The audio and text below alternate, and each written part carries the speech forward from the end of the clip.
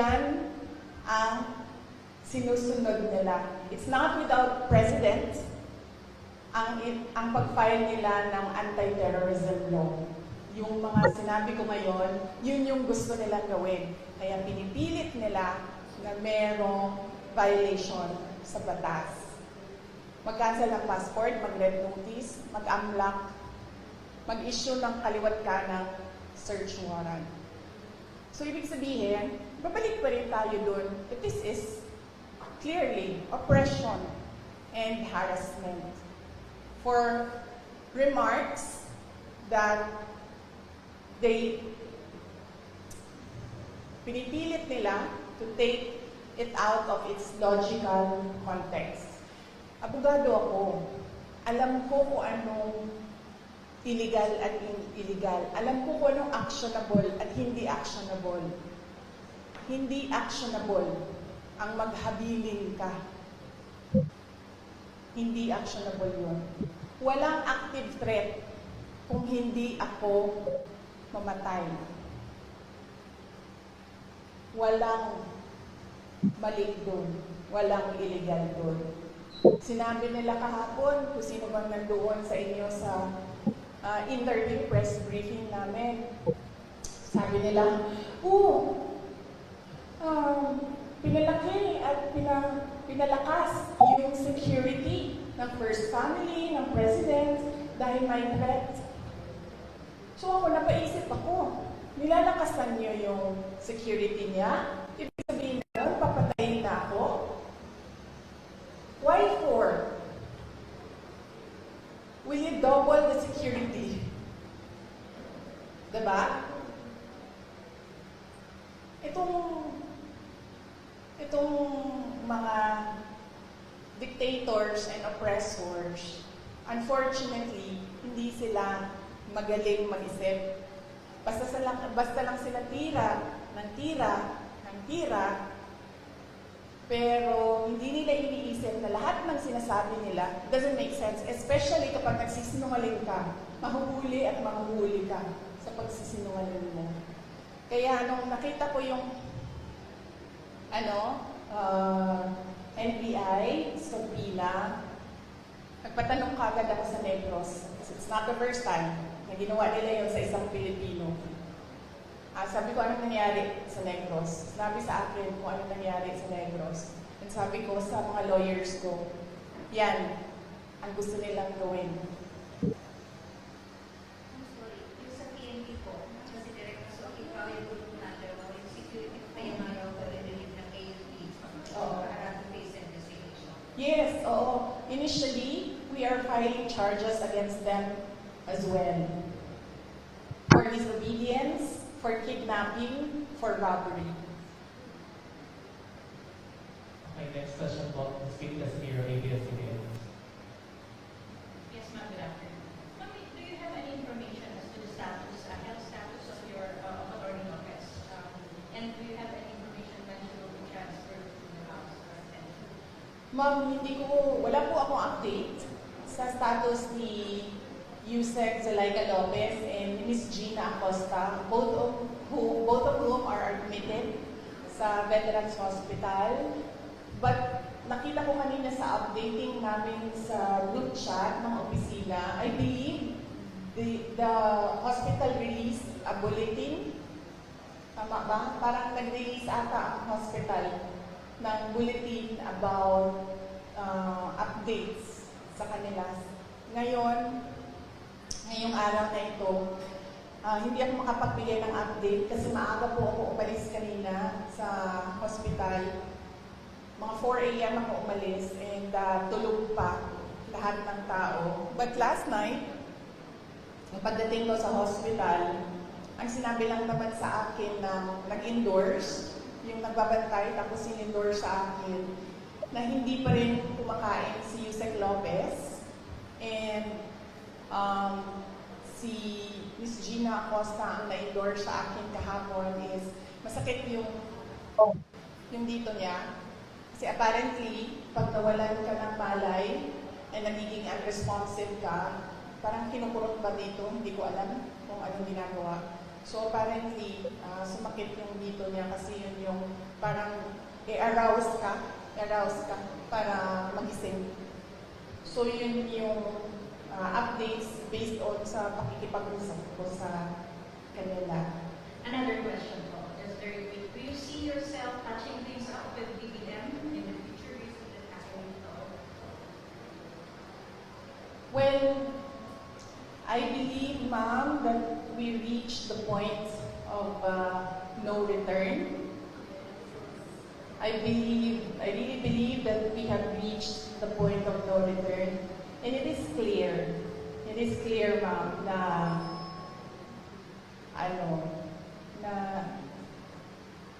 parang they are really going after me. At gusto talaga nila akong tanggalin sa posisyon. And totoo talaga yung mga sinasabi ko na threats sa akin. Bago pa man nangyari yung kaguluhan sa House of Representatives noong nakaraang Friday, documented lahat ng threats sa akin, sa Office of the Vice President Personnel, and even sa aking family. So, gusto kasi mag-Vice President ni Martin Romualdez. At hindi niya alam, ayaw ng mga congressman at ng mga senador na mag-Vice President si Martin Romualdez. At hindi niya alam na ayaw ng taong bayan mag-President si Martin Romualdez. Unfortunately, hindi maintindihan yon ni Martin Romualdez.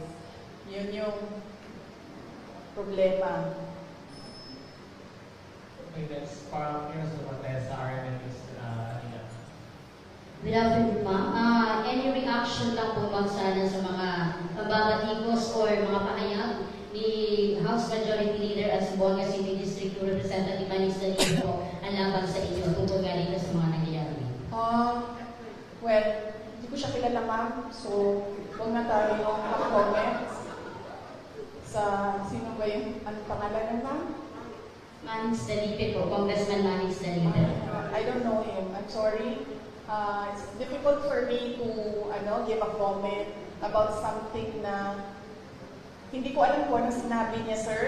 At hindi ko po siya kilala.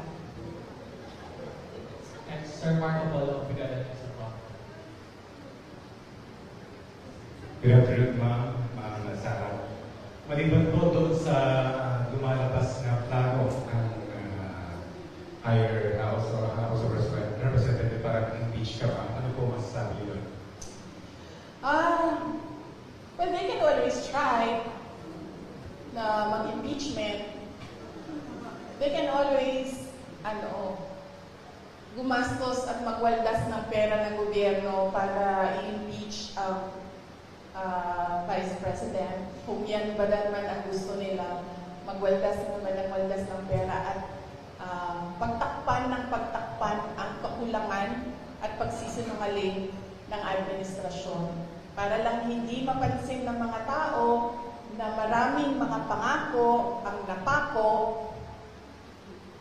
ay babanatan at babanatan nila ako. And then they can try. And then let's see. Diba? If I get impeached, then that is my end.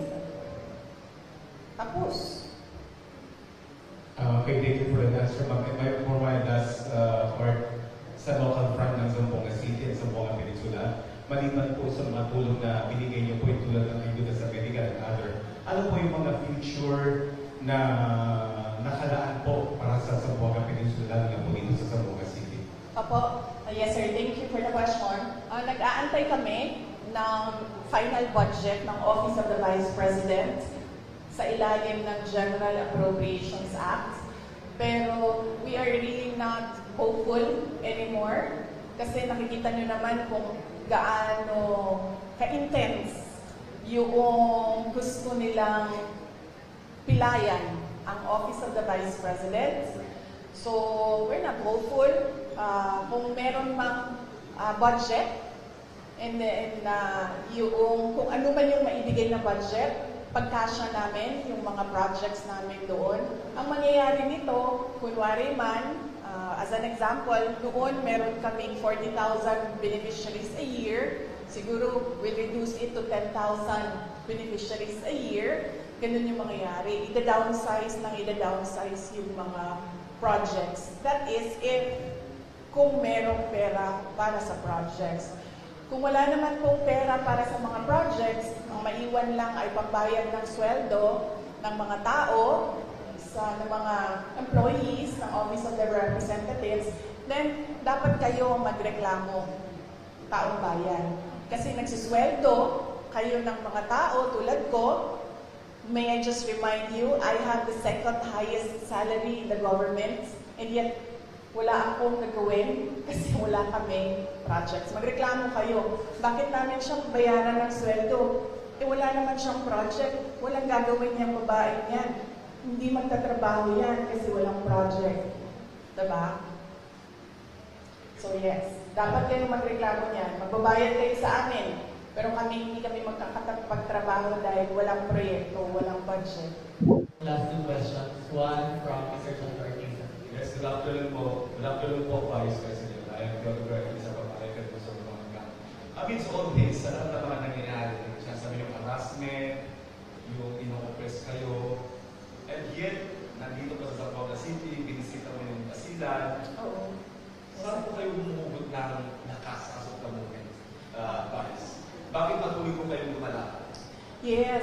Before ako pumunta dito, as you know, your former mayor in Zamboanga City, Ma'am Becky Maco is my friend, no? Exactly the same question na tinanong niya sa akin kanina. Ako naman kasi, politiko ako. Yun din sinabi ko kay Ma'am Beng, sabi ko, ikaw politiko ka rin. Ang dami mo din pinagdaanan. Ibig sabihin, sanay kami sa ganyan ang mga politiko. So, ibig sabihin, hindi ka na nasa stress sa ganyan. Ang problema sa akin is kapag nagkulang ang tulog at gutom, yun lang talaga yung nakaka-apekto sa akin. Kaya kailangan sa akin, kapag 3 araw na yung sunod-sunod na walang tulog, bigyan mo talaga ako ng 1 araw na mabawi ko yung 3 araw na tulog. Para nare-refresh yung pag-iisip. So, kung hindi mo ako pakainin,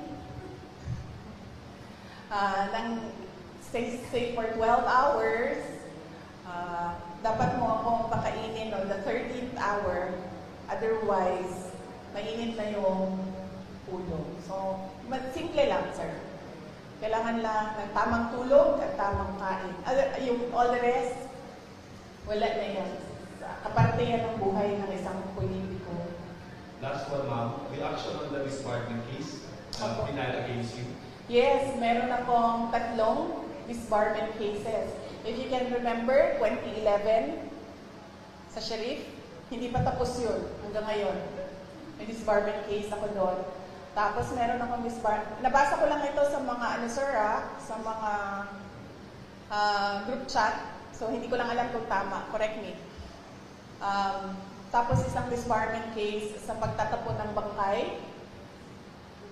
Tapos isang disbarment case sa revenge from the grave. No? So, yun. 3 yung... but let me clarify kasi yung 2, I've not read or I've not received the complaint. So, hindi ko masabi kung ano talagang nakalagay doon. Binabase ko lang siya sa news reports na lumalabas.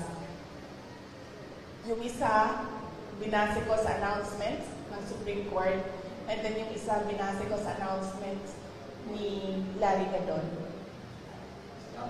Thank you, sir. One last follow-up from Jerry Seven.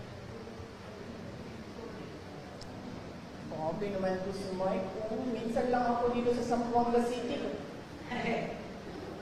Time out daw, time out. Yes, ma'am. Para sa question of this one, so what's your take on that, ma'am, na halos pinagsabay-sabay ang 3, kasi meron parang pending ang pampalukap po ng disbarment case against yung territory. Oo.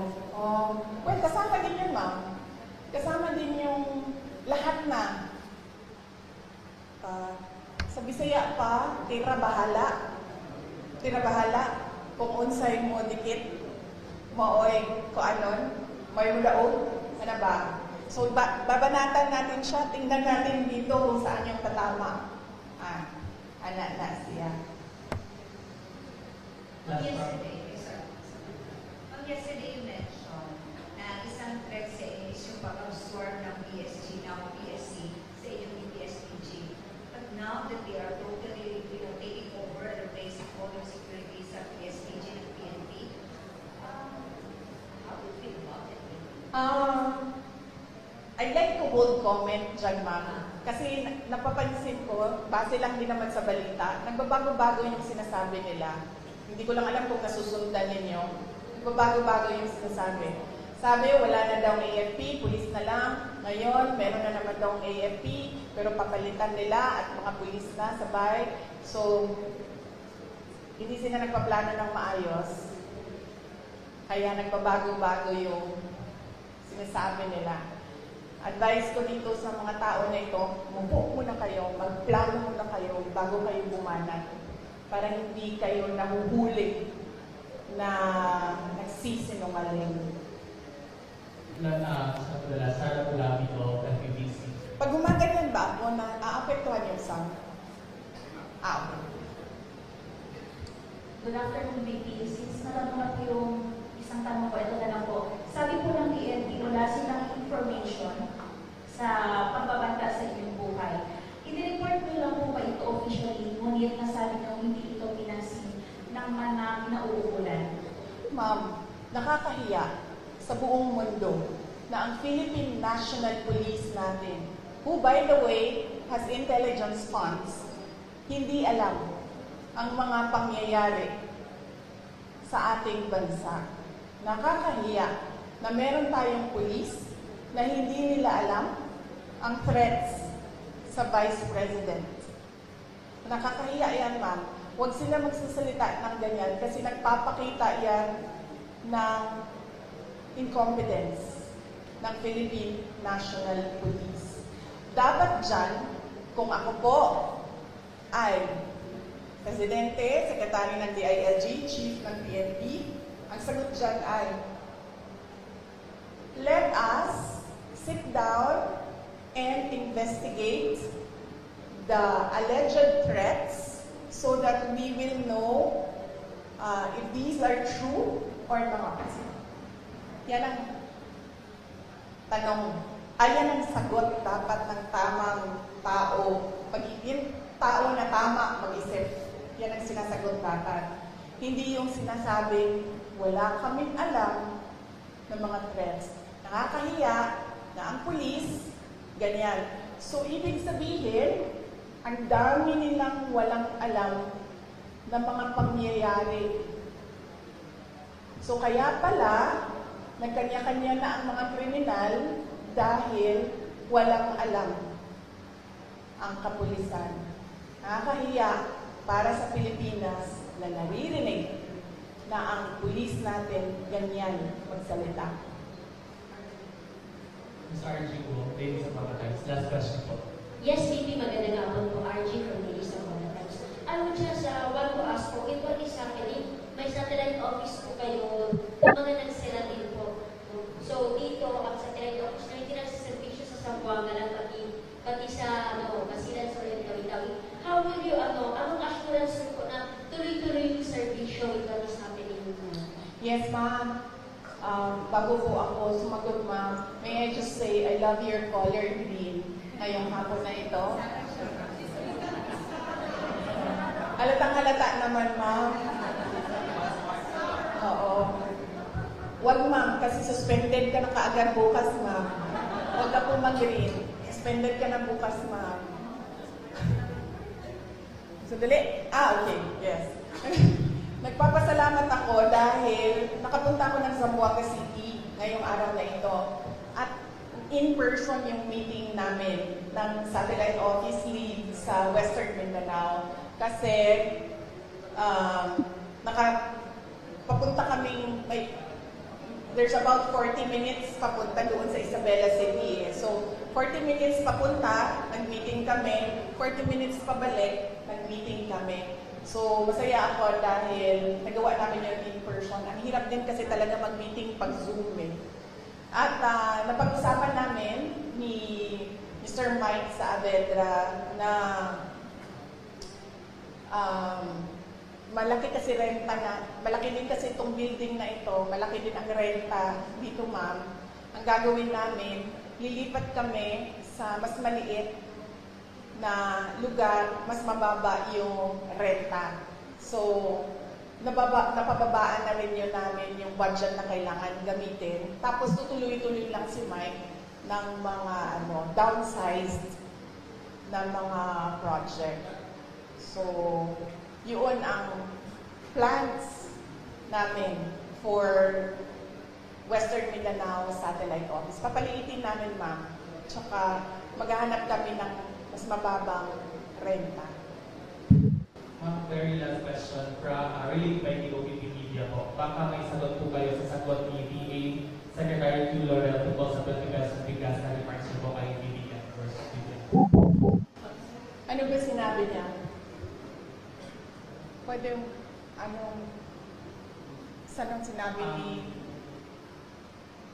This is related by the OPP Media po. Yung baka may sagot daw po kayo regarding sa sagot ni PA Secretary Q. Laurel tungkol sa 20 pesos bigas remarks niyo po versus BBM. O, anong sinabi niya? Hindi ko alam. Sorry Hindi ko alam kasi. Ano sinabi ni... Wala. Ang sabi po niya ay matalino naman siya, di ba? Iba yung panahon noon na ngayon. Pag-aralan niya muna bago magsalita. Oh, okay. Yes. Tama naman siya doon. Matalino talaga ako.